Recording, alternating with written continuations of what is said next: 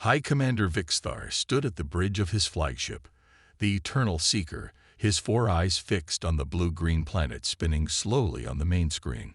His scaled fingers tapped thoughtfully on the control panel as data streams flowed across multiple displays. This was the 12th planetary system his scout fleet had investigated in the past cycle, but something about this one felt different. "Status report," he commanded, his translator converting his natural clicking speech into the standard galactic format. "The planet shows signs of primitive technological development, Commander," replied Science Officer Zar'xian, her fingers dancing across the holographic interface. "They still rely heavily on fossil fuels. Most of their vehicles use internal combustion engines. Their space presence is minimal. A few primitive satellites and a small station in low orbit."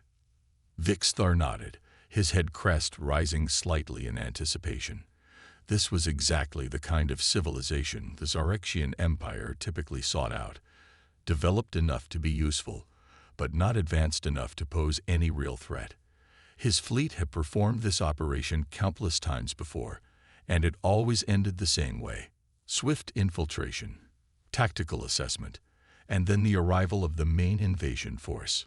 Down on Earth, in a research facility nestled among the Nevada desert's red rocks, Dr. Anna Martinez adjusted her quantum communication array. The device hummed quietly in the cool, climate-controlled laboratory. She had been working on this project for 5 years now, trying to achieve instantaneous communication across vast distances. Today, something was different. The readings were off in a way she had never seen before. "Hey Steve, come look at this," she called to her research partner. Steve Adams looked up from his computer and walked over, his coffee mug in hand. "The quantum field measurements are showing some weird fluctuations. It's like there's some kind of interference, but I can't pinpoint the source." Steve leaned in, his forehead wrinkled in concentration. "That's not normal background radiation," he said slowly. "The pattern is too regular, almost like it's artificial." Anna finished his thought. She reached for her phone, then hesitated. There was a protocol for this kind of situation, but she had never expected to actually use it. She dialed a number she had memorized, but never called before. Back in orbit, Vixthar's fleet maintained their position just beyond the range of Earth's primitive radar systems. Their cloaking technology was far beyond anything the species could detect, or so they believed. The commander had deployed standard observation pods to all major population centers, invisible spheres that would gather intelligence about the planet's defensive capabilities and social structures. "Commander, we're picking up some unusual energy signatures from a facility in the western region of their largest nation-state," reported Tactical Officer Krylith. "It appears to be some form of quantum activity." Vixthar's upper eyes narrowed while his lower ones focused on the data. Quantum technology. That's unexpected for their development level. Mark it for priority observation. What else have we learned? Their military forces are fragmented into national units. Their most advanced aircraft are primitive projectile-based fighters. Ground forces rely on tracked vehicles with basic armor. Naval forces use nuclear propulsion, but are limited to oceanic deployment. Kryleth's report was typical of what they usually found on Level 2 civilization worlds. In Nevada, things were moving quickly. Within an hour of Anna's call, black SUVs pulled up outside the facility. Men and women in dark suits emerged, led by Agent Paul Carter. He found Anna and Steve in their lab, still monitoring the strange readings. "Dr. Martinez, Mr. Adams," Carter nodded to them. "Tell me everything you've observed, and please be specific." As Anna explained the quantum field disturbances, more government vehicles arrived at similar facilities across the country. In Colorado, Dr. Kevin Ross's Deep Space Monitoring Station had detected gravitational anomalies. In Florida, Linda Brown's radio telescope array was picking up unusual patterns in what should have been empty space. The Zar'xian observation pods continued their silent surveillance, recording everything they saw. They watched military bases with outdated jets, highways crowded with fossil fuel vehicles, and cities powered by primitive electrical grids. Everything pointed to a species ripe for conquest. "Begin the infiltration sequence," Vixthar commanded. "Standard protocol. Insert surveillance units near their primary military installations. Monitor their communications networks. Map their defense infrastructure." The first signs that something wasn't quite right came 3 hours into the operation. One of the surveillance pods near a military base in Montana suddenly went offline. The Zar'xians assumed it was a technical malfunction. Their equipment rarely failed, but it wasn't impossible. Then a second pod went dark, and a third. "Commander," Kryleth's voice carried a note of concern. "We've lost contact with 17 surveillance units in the past hour. The failures appear to be synchronized." Vixthar's head crest flattened, a sign of growing unease. "How is that possible? Their technology shouldn't be able to detect our pods, let alone disable them." In a secure underground facility beneath the Pentagon, Ana Martinez stood before a panel of military and civilian leaders. Her quantum readings were being compared with data from dozens of other sources across the globe. "The patterns suggest a highly advanced cloaking technology," she explained, pointing to the data displays. "But because they're operating on quantum principles, our new QRD network can detect them." General Frank Miller, a stern-faced man with graying hair, leaned forward. "And you're certain these readings indicate the presence of artificial structures in orbit?" "Yes, sir," Ana replied firmly. "Based on the distribution and movement patterns, we're likely dealing with a fleet of spacecraft, holding position just beyond where conventional radar could detect them." The Zar'xian fleet's initial confidence was rapidly eroding. More surveillance pods were going offline, and their attempts to penetrate Earth's primitive computer networks were meeting with unexpected resistance. "Commander," Science Officer Zexler's voice was tense. "I'm detecting energy signatures we didn't notice before. They're well shielded, but there appear to be quantum monitoring stations distributed across the planet's surface." Vixthar felt his skin grow cold. Quantum monitoring technology shouldn't exist on a world that still used fossil fuels. It didn't make sense. "Launch a deep scan of their lunar surface," he ordered. "Check for any hidden installations." Before the scan could begin, alarms blared across the Eternal Seeker's bridge. New energy signatures were appearing all around the fleet, signatures that hadn't been there moments before. "Multiple quantum field fluctuations detected," Kryleth shouted. "Energy patterns consistent with advanced weapon systems." Vixthar stared at the tactical display in disbelief. Dozens of previously invisible installations were powering up on Earth's surface and in orbit. The primitive civilization they had come to evaluate suddenly didn't look primitive at all. In the Nevada facility, Ana watched as the quantum detection grid lit up with activity. The alien ships were moving, their formation tightening defensively. She felt a mix of pride and apprehension. Humanity's carefully constructed deception was working, but now came the dangerous part. The first phase of humanity's plan to deal with alien contact was complete. They had allowed the observers to see exactly what humanity wanted them to see, a primitive civilization that posed no threat. Now it was time for Phase 2. General Miller picked up a secure phone and spoke 5 words. "Execute Protocol Omega. They're here." Across Earth, hidden facilities began to power up. The real face of human military technology was about to be revealed, and the Zar'xian scout fleet was about to learn a very important lesson about appearances. Lieutenant Peter Wright sat in his underground control room, deep within the Rocky Mountains. His fingers moved quickly across 3 different keyboards as he tracked the alien vessels. The room was cold and quiet except for the soft hum of computers and the occasional beep from the monitoring systems. "They're moving again," he said to his team. "Looks like they're trying to reposition their fleet to get a better view of our defense grid." Amy Rodriguez, his second in command, nodded as she studied her own screens. "They still think we can't see them. Should we let them know we can?" Peter smiled slightly. "Not yet. Let's see what else they try first."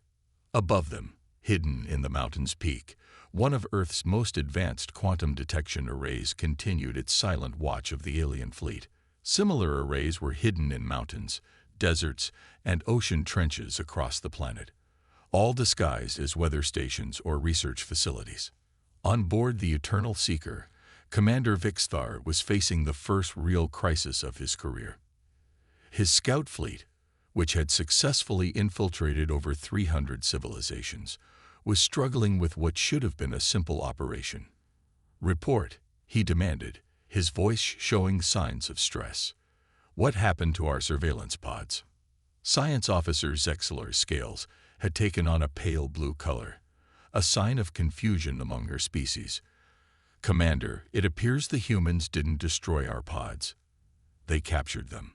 All 17 units were disabled and contained using some form of quantum field technology." "Impossible." Vixthar clicked his mandibles in frustration. "Their energy production methods are primitive. They couldn't possibly have developed quantum field technology without us detecting the power signatures.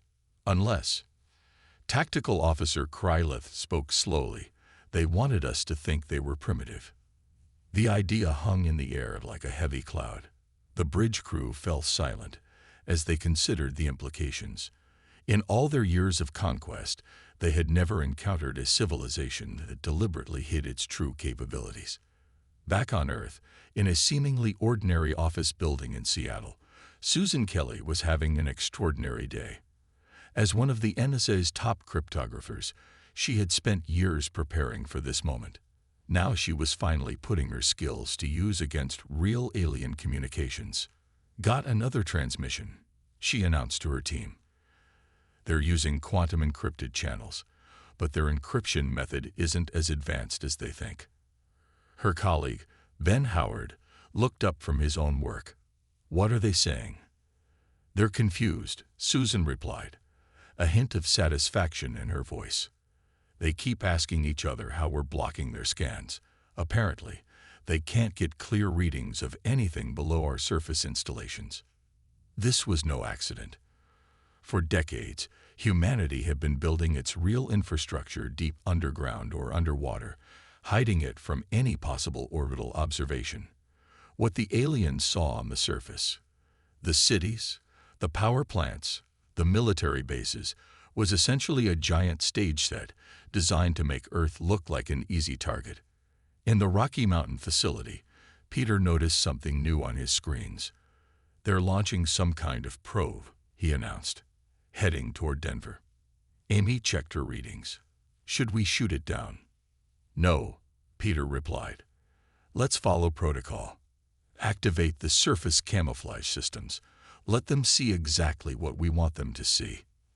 As the alien probe descended through Earth's atmosphere, it recorded images of what appeared to be a typical human city.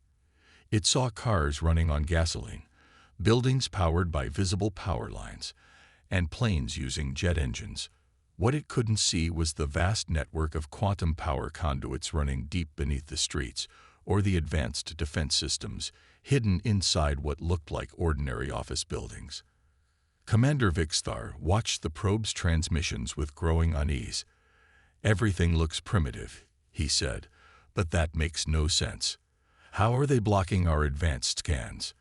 How did they detect our surveillance pods?" "Commander," Kryleth called out suddenly, "I'm detecting some kind of energy surge from their moon."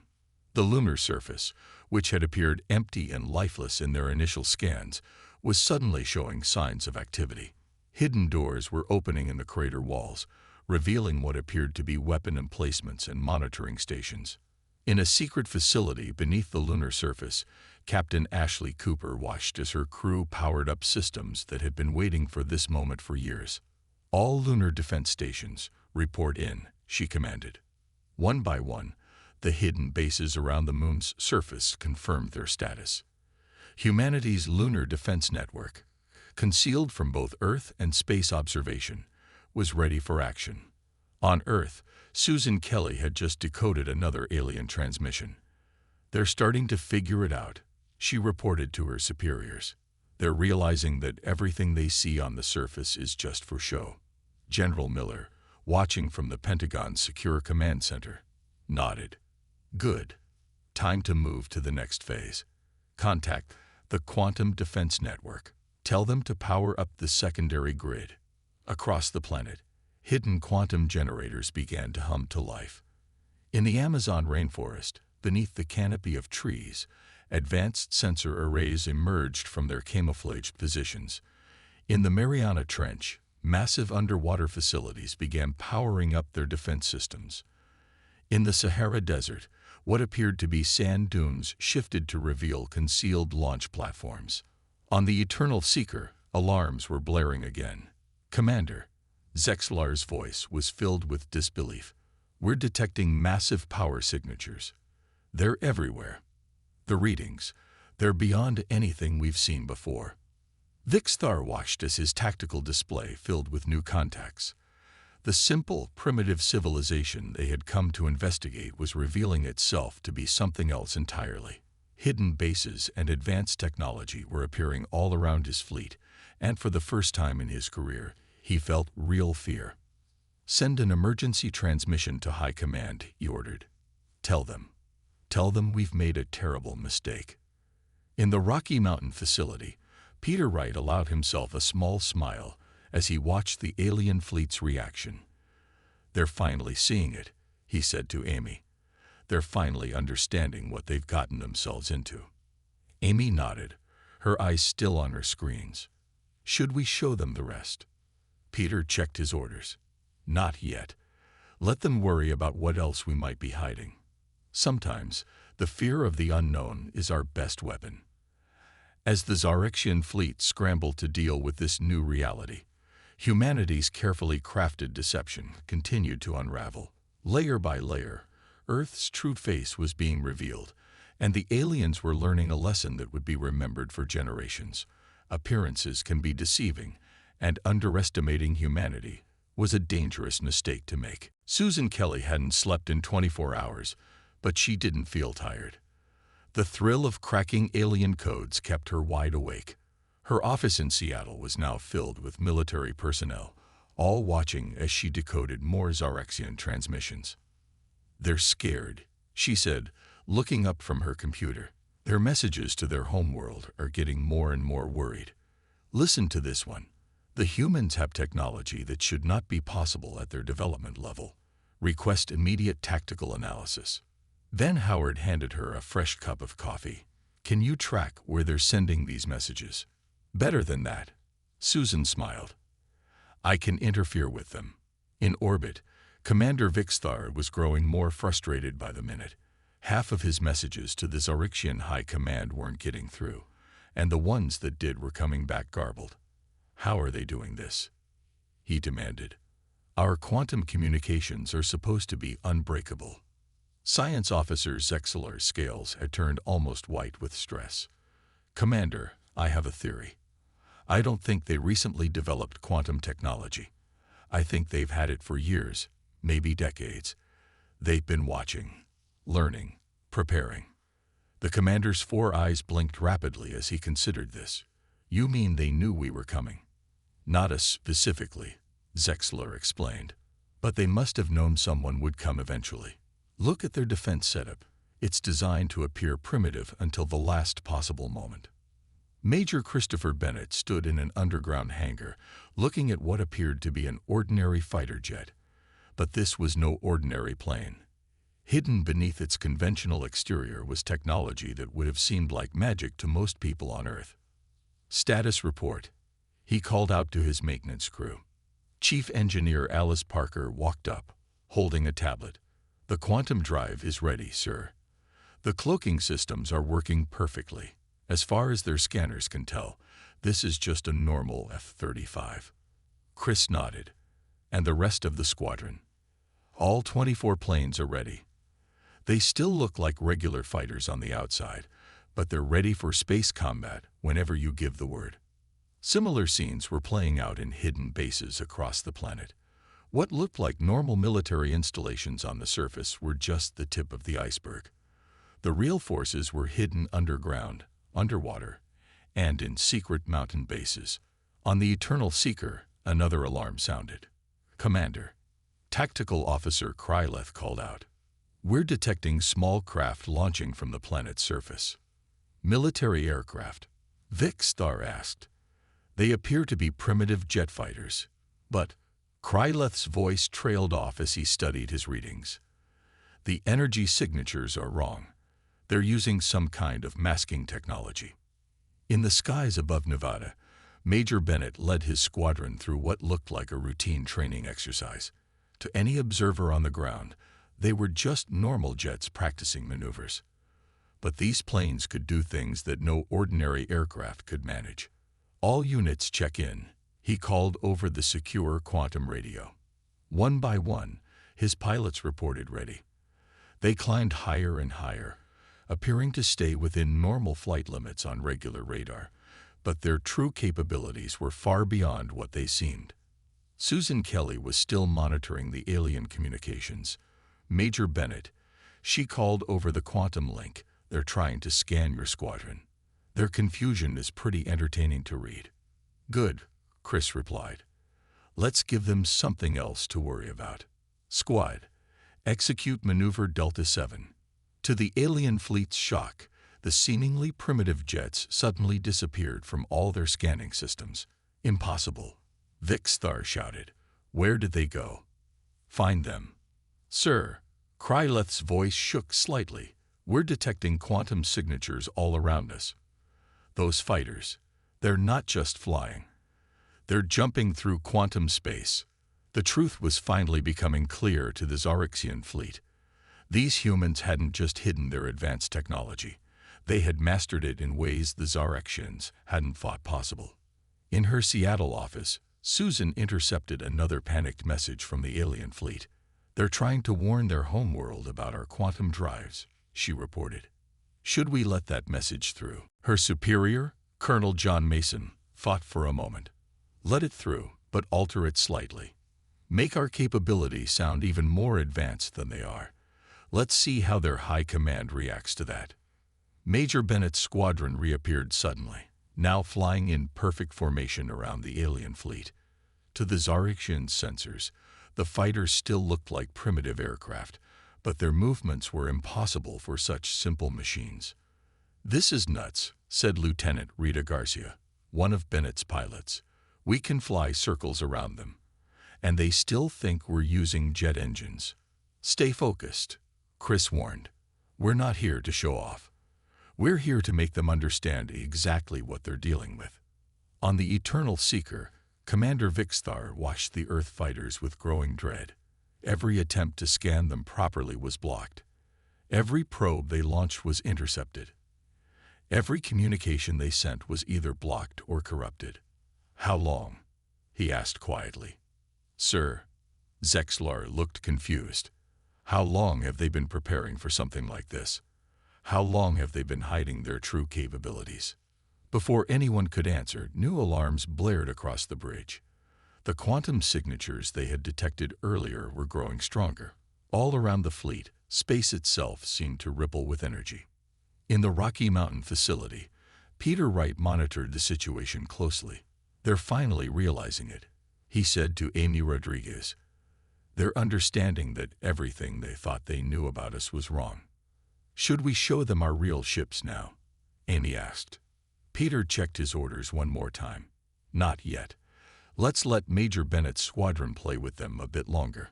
The more confused and scared they get, the better."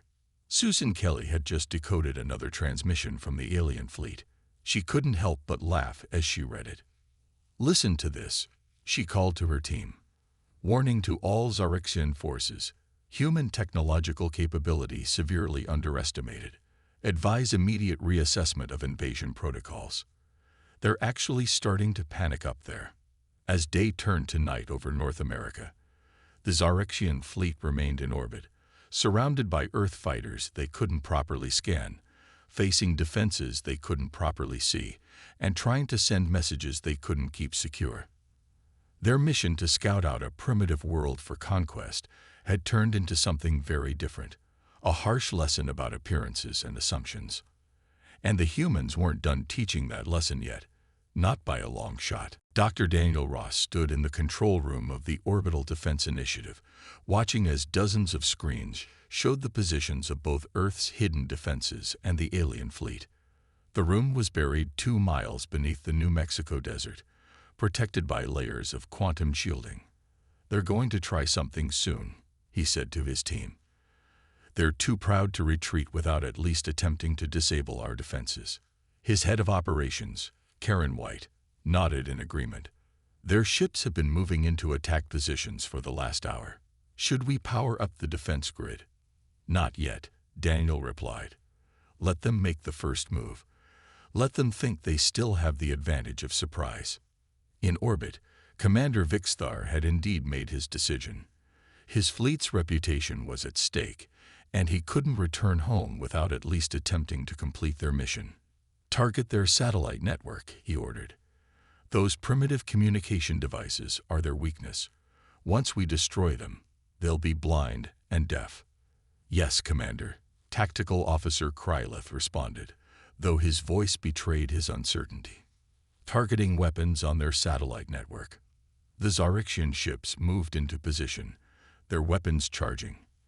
On their screens, Earth's satellites looked like simple pieces of metal and circuitry, easy targets that would break apart with a single shot. They couldn't have been more wrong. In the New Mexico facility, alarms began to sound.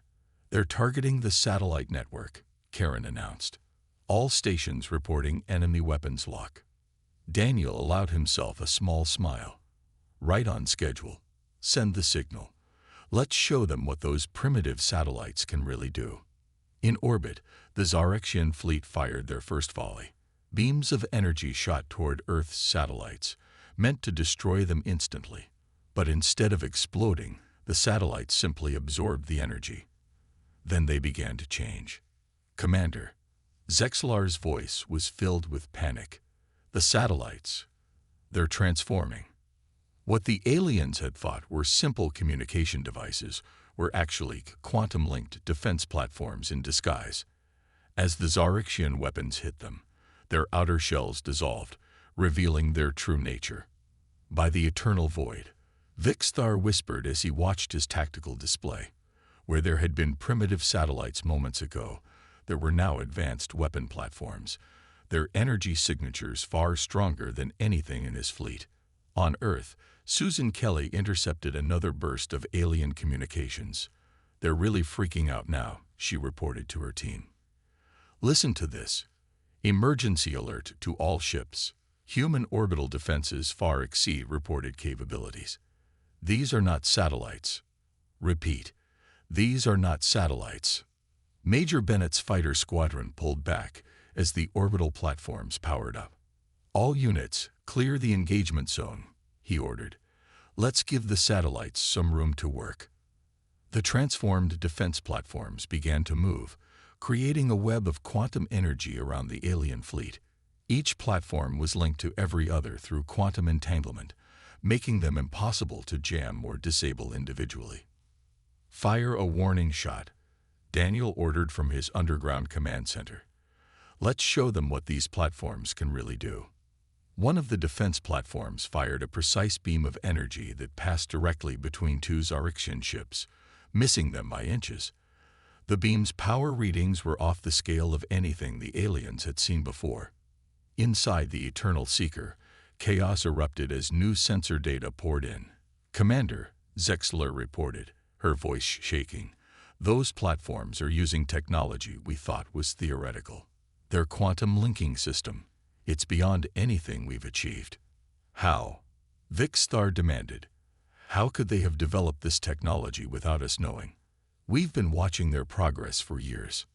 "Sir," Krylith spoke up, "I don't think we were watching their real progress. I think we were watching what they wanted us to see." In the Rocky Mountain facility, Peter Wright and his team monitored the aliens' reactions. "They're starting to understand," he said to Amy. "They're finally getting it. Look at their ship formations." Amy pointed to her screen. "They're clustering together defensively. They're scared." They had good reason to be. Earth's orbital defense network was now fully revealed, and it was far more advanced than anything the Zar'xians had expected to find on a primitive world. Dr. Ross walked through his command center, checking readings and speaking with his teams. "Status report on the quantum grid. 100% operational," Karen replied. All platforms are linked and powered. We could disable their entire fleet with a single synchronized blast if we wanted to. Daniel nodded. Send them a message. Let them know exactly what they're facing. Susan Kelly's team composed the message and sent it through the now compromised alien communication channels. The message was simple but clear. To the Zar'xian scout fleet, you are currently surrounded by a network of quantum-linked defense platforms. Each platform has sufficient power to disable multiple ships in your fleet. This is your only warning. Any hostile action will be met with immediate response. On the Eternal Seeker's bridge, Commander Vixthar read the message with a mixture of fear and amazement. Everything his people thought they knew about Earth and its capabilities had been wrong. The humans hadn't just hidden their true technology. They had created an elaborate deception that had fooled the entire Zar'xian Empire. Sir, Kryleth reported, I'm detecting more power signatures. The humans are powering up additional defense systems. Indeed, across Earth's surface, more hidden facilities were revealing themselves. What had looked like ordinary mountains opened to reveal massive weapon arrays. Sections of ocean rippled as underwater bases activated their defenses. The very ground seemed to come alive with hidden technology. In the New Mexico bunker, Dr. Ross watched as the full extent of Earth's defenses became visible to the alien fleet. They came here thinking we were primitive, he said to Karen. They thought we would be an easy conquest. Instead, they've walked into the most sophisticated defensive network ever created. Should we power up the lunar bases too? Karen asked. Daniel thought for a moment. No, let's keep those in reserve. Sometimes the fear of what else we might be hiding is more effective than showing everything we have. As night fell over Earth, the Zar'xian fleet found itself in an impossible situation. They were surrounded by weapons they couldn't counter, facing technology they couldn't match, and trapped by a civilization they had gravely underestimated. The humans had spent decades preparing for this moment, building their defenses in secret while maintaining a carefully crafted image of technological backwardness. Now that deception was paying off in ways that would change the galaxy forever. Commander Vixthar stared at the tactical display, watching as more and more human defense systems revealed themselves. He had come here expecting to find an easy target. Instead, he had found something unprecedented. A civilization that had outthought, outplanned, and outmaneuvered the mighty Zar'xian Empire before the first shot was even fired. Admiral Michelle Howard stood on the bridge of Earth's first true space battleship, hidden within an asteroid near Mars.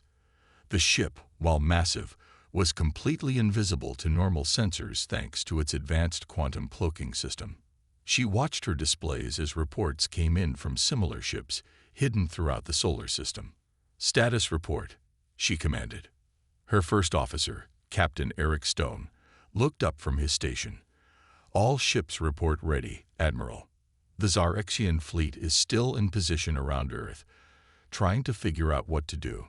Michelle nodded. Let's help them make that decision. Signal all ships, prepare to reveal. Throughout the solar system, what had appeared to be ordinary asteroids and space debris began to move. Dozens of powerful warships dropped their camouflage, their hulls gleaming in the sunlight as they powered up their systems. On the Eternal Seeker, new alarms blared.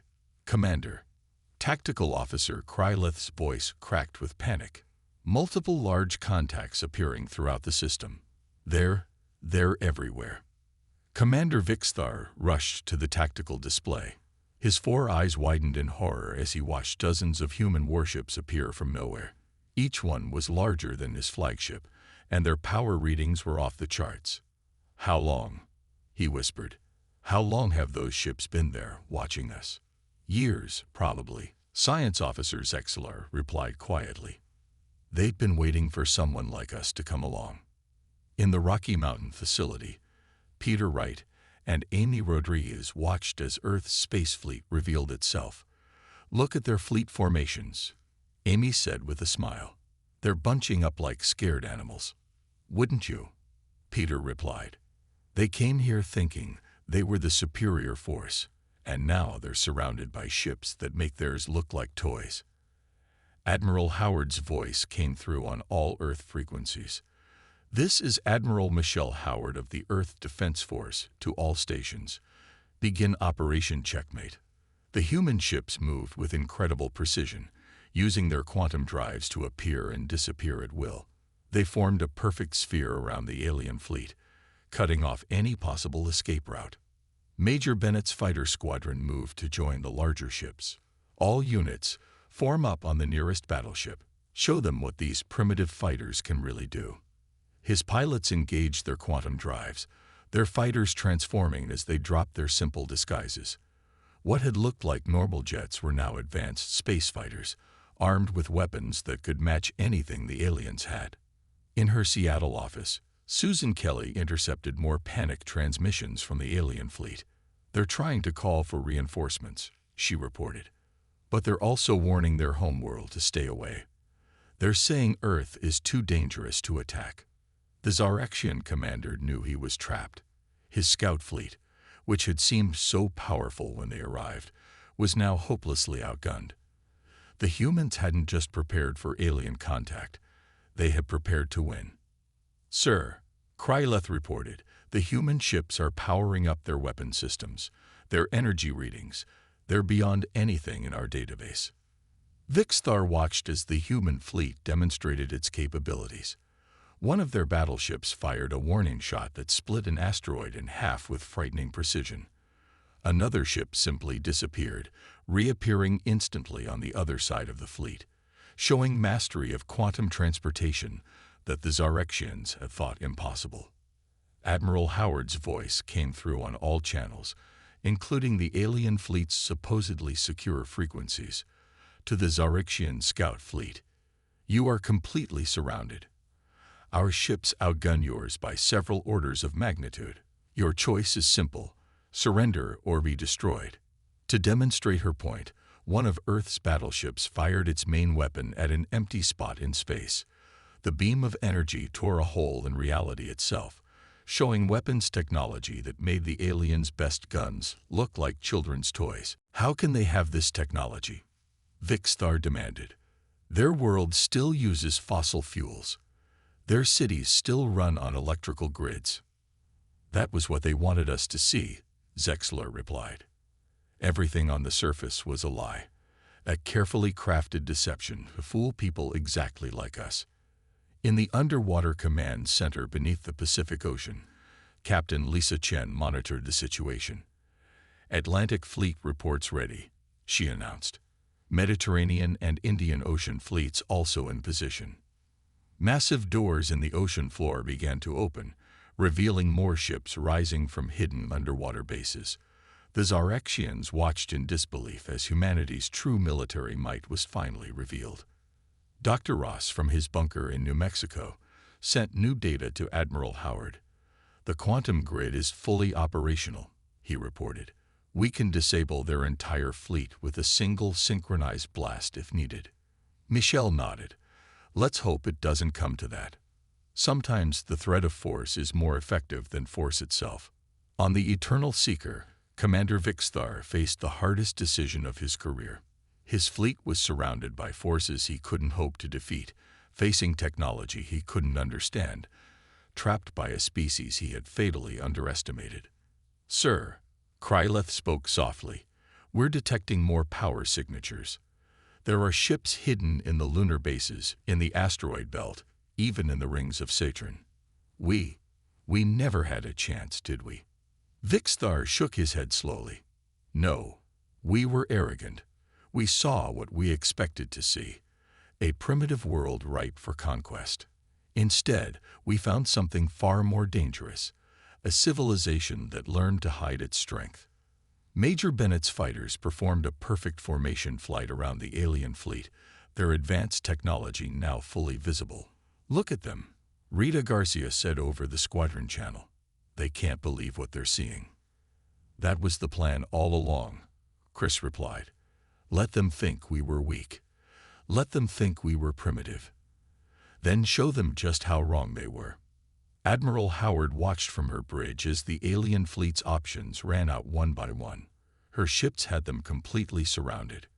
Earth's defense platforms were ready to fire. The underwater bases were revealed and combat-ready. There was nowhere left for the aliens to run. "Final status check," she ordered. "All ships report ready," Captain Stone replied. "Quantum grid is at full power. Fighter squadrons are in position. We're ready to end this whenever you give the word." Michelle nodded. "Send them one final message. Let them know exactly what their choices are." Susan Kelly composed the message herself. "To the Zar'xian scout fleet, you have 1 hour to surrender. If you refuse, we will demonstrate exactly why our world has never been successfully invaded. Choose wisely." As the message was sent, more of Earth's hidden forces revealed themselves. Defense platforms around Mars powered up. Hidden bases on the moons of Jupiter activated their weapons. Ships emerged from the dark side of Mercury. The message was clear. Humanity wasn't just ready for a fight. They had been preparing for this moment for generations. And now the Zar'xian scout fleet had to decide whether to be the first to submit to Earth's superior force, or the first to fall before it. Commander Vixthar sat alone in his quarters aboard the Eternal Seeker, preparing to write the most important report of his career. His scales had turned a pale gray, the color of defeat in his species. On his screen, he could see Earth's massive fleet surrounding his ships, a constant reminder of his failure. He began to type. "Final report of the Zar'xian scout fleet. Commander Vixthar reporting. Date: local Earth time, 2045-237. To the High Command of the Zar'xian Empire, I must report the complete failure of our mission to Earth. However, this failure reveals something far more important than any success could have shown us. We have discovered a civilization unlike any we have encountered in our 1,000 years of expansion. The humans are not what they appear to be. Everything we thought we knew about them was wrong. Their primitive appearance was a carefully planned deception, designed specifically to trap overconfident invaders like us." In the New Mexico bunker, Dr. Daniel Ross watched as his teams decoded the alien commander's message in real time. "They're writing their surrender report," he told his staff. "Make sure we record every word." On the Eternal Seeker, Vixthar continued writing. "Their technology exceeds our own in ways we thought impossible. They have mastered quantum mechanics to a degree our scientists thought theoretical. Their defensive capabilities are beyond anything in our records. But most importantly, they possess something far more dangerous than advanced weapons. They have patience and cunning.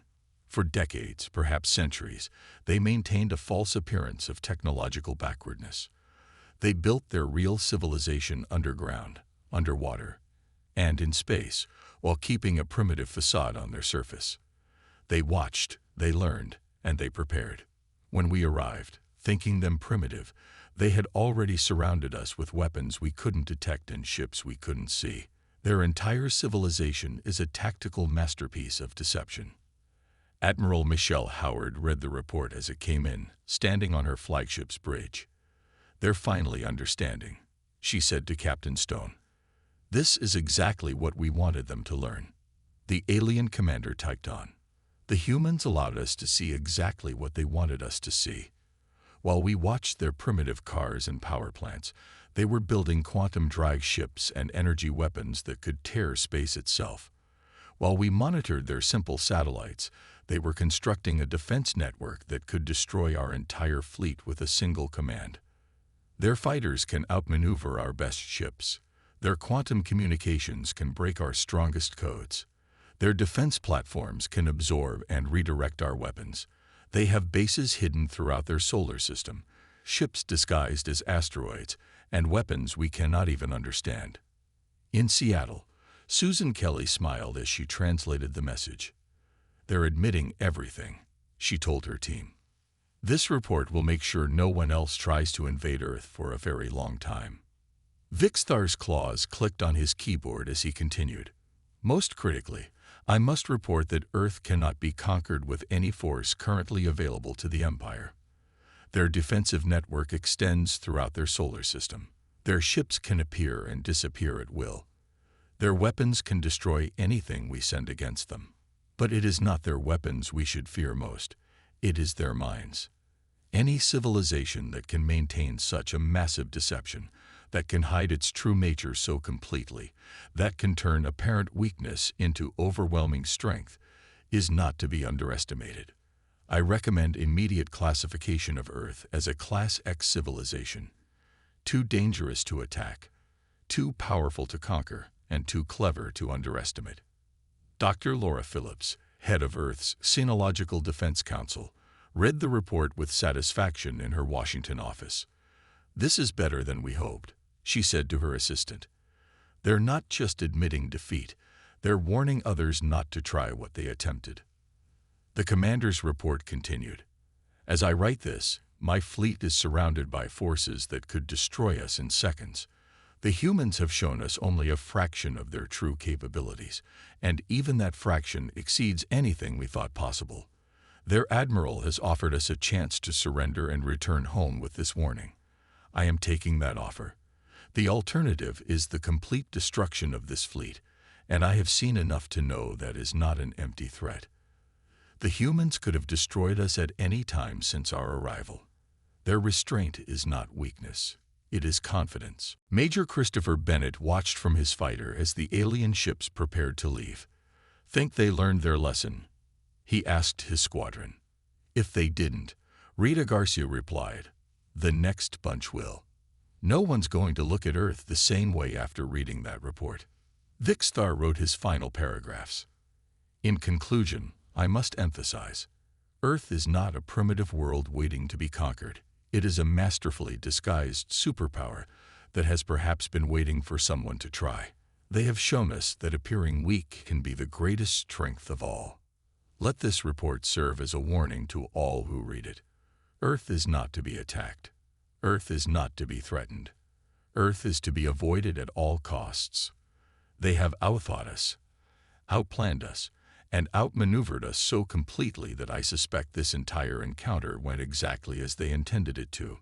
Final recommendation: classify Earth as absolutely forbidden for military action. Any attempt to conquer this world will end in disaster." End report. Commander Vic Starr, last commander of the Zar'xian Scout Fleet. In the Pentagon's Secure Command Center, General Frank Miller read the final translation of the alien report. "Send the release codes," he ordered. "Let them go home and spread the word." Admiral Howard's voice came through on all channels. "Zar'xian Fleet, you have permission to leave. Remember what you've seen here. Remember what you've learned. And most importantly, make sure others learn from your mistake."